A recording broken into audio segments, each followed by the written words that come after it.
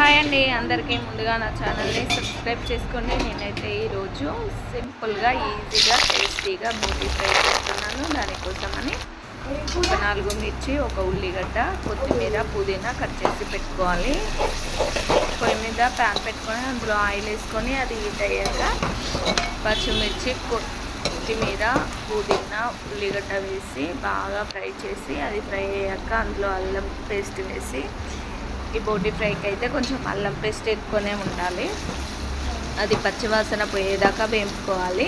అది వేగాక అందులో పసుపు వేసి, నేనైతే బోటీని ముందుగానే డ్రై చేసి పెట్టాను.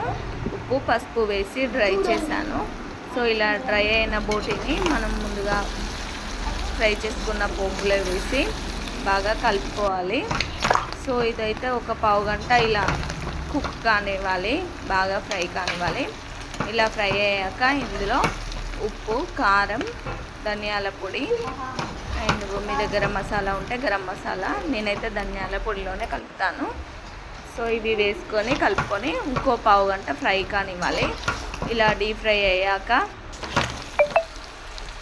స్టవ్ ఆఫ్ చేసుకుంటే చక్కటి బోటీ ఫ్రై రెడీ. సో వంట రాని వాళ్ళు కూడా ఈజీగా వండుకోవచ్చు ఈ బోటీ ఫ్రైని. ఇలా వండుకుంటే టేస్ట్ అయితే సూపర్గా ఉంటుంది. నా వీడియో కనుక మీకు నచ్చినట్టయితే లైక్ చేయండి, షేర్ చేయండి, కామెంట్ చేయండి. Bye friends.